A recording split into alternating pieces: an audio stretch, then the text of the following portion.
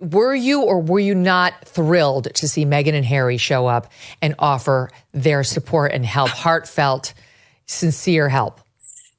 Yeah, you know what? I don't know how much a hug accomplishes in this time. I hope they're doing actual work where they're actually bringing, donations, resources, things that people actually need in the wake of these fires to them. If they're doing that, kudos to you. I have a feeling they knew there were going to be some cameras present, and we're seeing a lot of celebrities, some of whom, were not directly impacted, showing up to, give a hug here and a slap on the back there. I hope they're actually doing something rather than showing up for their photo op. Did you make sure that you were caught by the cameras when you went to help? Did you make sure that your name got in the press? Yes, absolutely. I actually called beforehand and I said, you know what, if there's not at least 10 cameras there, just send me on another day. Let me know when to really be there. If it's not documented, it didn't happen. What we've now established is that Amala is the nicest of the three of us, because I know you and I are more like-minded about this visit. These two hucksters should have stayed home, okay? The fact that they're out there getting a private tour of Pasadena and walking through the rubble, there are people who lost everything and they haven't been allowed to go back and to see if even a photo album made it. But Harry and Meghan are out traipsing through doing a photo shoot with paparazzi in tow. The Duke and Duchess of White Castle are so delusional. I am sick of seeing them. They should go back to the UK and eat crumpets and scones and beg for forgiveness from King Charles, express contrition. We don't need them there. Let me just say, Megyn, when I saw the headline that said Meghan Markle was out surveying the damage, why is she surveying the damage? Is she a first responder? Is she a firefighter? Is she going to say, let's bring in the excavator and the crane? She had no business being there whatsoever. The only silver lining from all of this is that her cringeworthy Netflix show got pushed back. That's the only good thing to come out of all of this. Now they're saying it was only pushed back to March, which is shocking because that's way too soon. Good luck to her, she's already battling, record low approval ratings. Releasing a show about her fabulous life in Montecito in her mansion and how to create lovely home events when her city is in ashes. In March, nothing will have been rebuilt, never mind even cleaned up. And she's going to be out there in the flowing gown in the middle of her mansion oh, let me show you the perfect tea and champagne combo. Good luck, sister. That's not going to go well. Exactly. I do want to say this.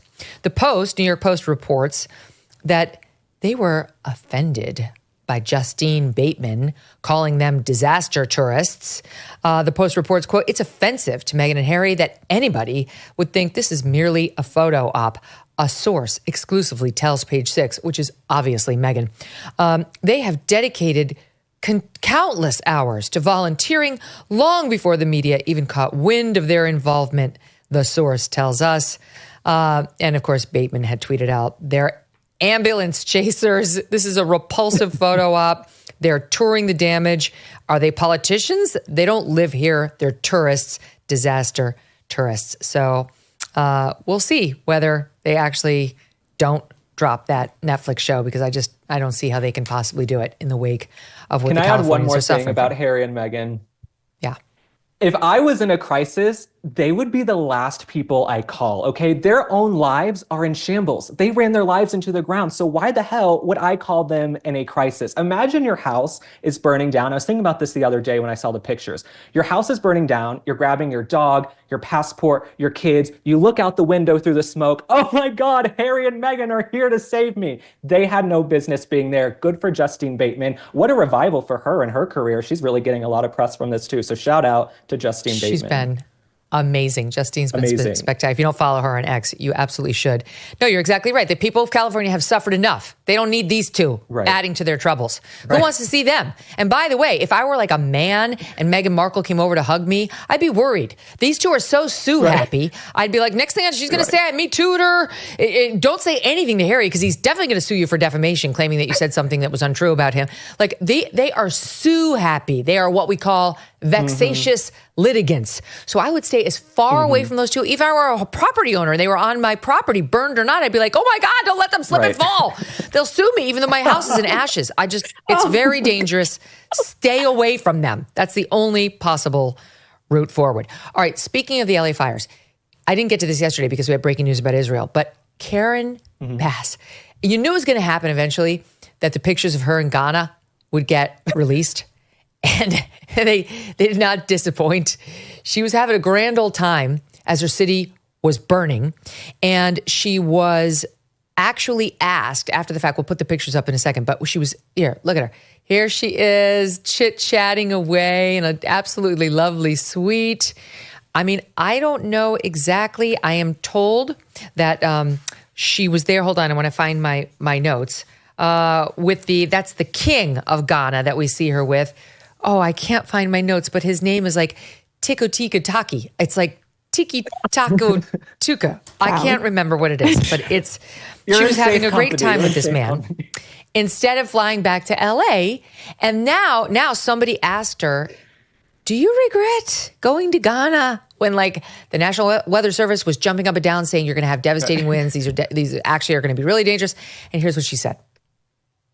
Looking back, would you have taken that trip overseas? You know, I am going to focus today but please, on what we know.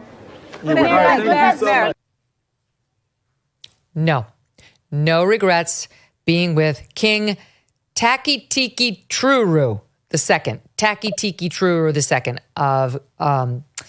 of Ghana. No problems whatsoever and no regrets at all. The insensitivity of it, Link, is stunning. Well, the thing about being a Democrat is you get to fail upward. Like Kamala Harris, she's been an utter calamity, but then she gets to be the nominee for 107 days, right? So this doesn't happen in any other party. And when it comes to Karen Bass, she needs to resign immediately. What were you doing in Ghana on some eat, pray, love journey safari as your city is burning down? What are you doing, Karen Bass? You need to resign immediately. Okay, we lost Amala's feed, but we're trying to fix it. So stand by. We will get her back. No, I think it's actually outrageous. And I have to tell you a fun story, though, about Ghana.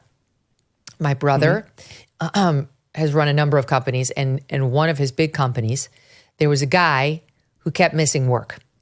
And my brother sat him down and said, like, you can't, sick leave is fine. Some family leave, I get it. But, like, you can't just keep missing work. You got to show up at the office more regularly. And the guy said, well, what about, I don't know what the guy's name was, Joe, he keeps missing work all the time. And it turns out that Joe, who worked for my brother, this is years ago, was the youngest son of the king of Ghana. And the tradition in Ghana is that the youngest son has to be the one to go take care of the king of Ghana if he's ill. And so my brother looked at the first guy and he said, he is the youngest son of the king of Ghana. You are not. So you do have to be here. And sorry, but I would understand if Joe were in Ghana taking care of, again, King Taki Tiki Truru II, that I would understand. But Karen Bass did not need to be there. And the fact that she's out there, like, no, I don't regret going, is an absurdity that I think will come back to haunt her. Amala, your thoughts?